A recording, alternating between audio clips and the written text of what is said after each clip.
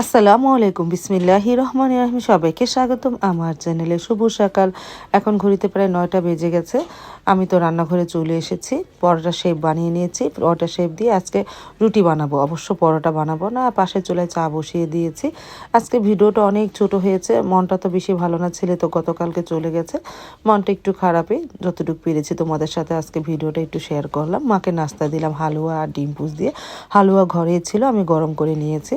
তারপরে নাস্তা খেতে বসে পেলাম, আমার দুই মাকে দিলাম, আমিও খেয়ে নিতেছি। আর ছেলেমেয়েরা তো ছেলে তো নাই, সরি, মেয়েরা সবাই ঘুমিয়ে আছে, আমার ভাগ্নিও ঘুমিয়ে আছে। তারপরে এই যে নাস্তা করে নিলাম। আমি আবার অবশ্য পাটিসাপটার খিরসা ছিল ফ্রিজে, তাই আমি একটু খেলাম। আমি সুজির হালুয়া খেলাম না, এই খিরসাটা আমার কাছে ভালো লাগে দেখে আজকে খেলাম। নাহলে ডিম পোচ দিয়ে নাস্তাটা করে নিতাম। ফ্রিজে ছিল, মনে করেছিলাম সাইদুলের লগে পাটিসাপটা পিঠা বানিয়ে দেবো, কিন্তু লাকেজ তো অনেক ভারী হয়ে গেছে, ও আর নিতে পারবে না, এই জন্য আর করিনি।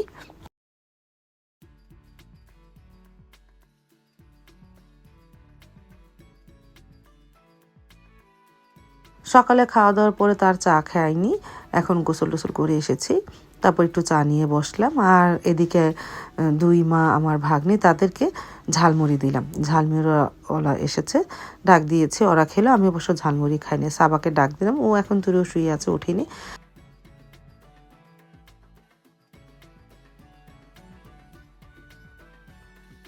এই যে দুই মাকে আর ভাগ্নিকে ঝালমুড়ি কিনে দিলাম।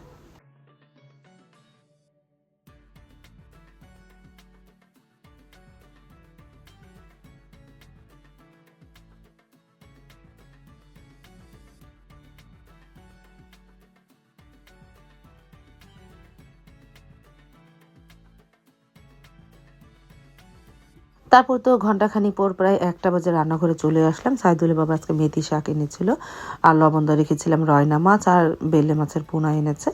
এই আজকে দুপুরের মেনু। আর ভাত। তারপরে রান্নাটা শুরু করে দিয়ে ভাতটা বসিয়ে দিয়েছি। তারপরে তো এদিকে ভাত এক চুলায় বসিয়ে দিয়েছিলাম, আরেক চুলায় এখন মাছটা ওই মূলা দিয়ে রান্না করব, রয়না মাছটা।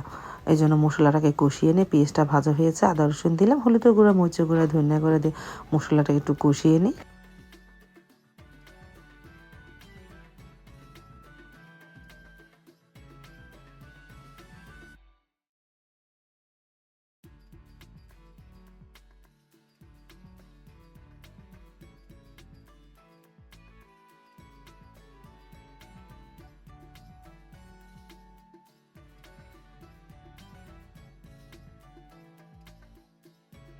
মশলাটা ভালোভাবে কষানো হলো। এখন এর মধ্যে মূলা আর মাছটা আমি ভাজলাম না, লবণ দিয়ে রেখেছিলাম। মূলা আর মাছ দিয়ে ভালোভাবে কষিয়ে নিই মশলার সাথে, তারপরে পরে পানি দিয়ে দিব না।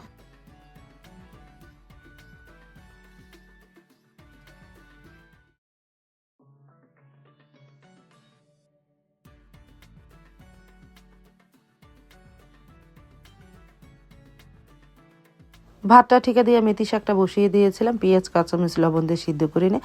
আর এদিকে মাছটা কষানো হয়ে যাওয়ার পর পানি দিয়েছিলাম। এখন একটু শাক দিয়ে দিলাম, শাক দিয়ে একটু হালকা নাড়াচাড়া করে ঢেকে দেয়, আস্তে আস্তে তরকারিটা হোক, সবার শেষে ধনেপাতা দিব না।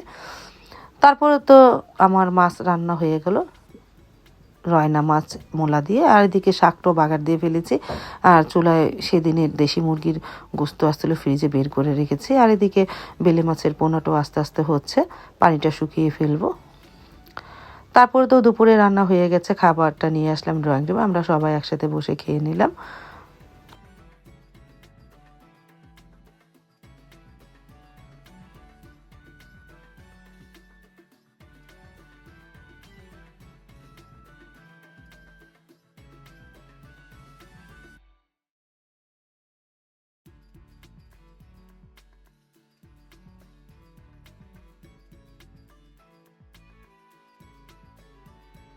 দুপুরে খাওয়া দাওয়ার পর তার ভিডিও করে নে, মা আর ভাগ্নি আজকে চলে গেল।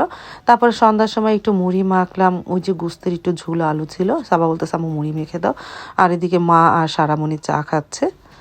আজকে এই পর্যন্ত, ছোট্ট একটা ব্লগ নিয়ে। আল্লাহ হাফেজ, আসসালামু আলাইকুম।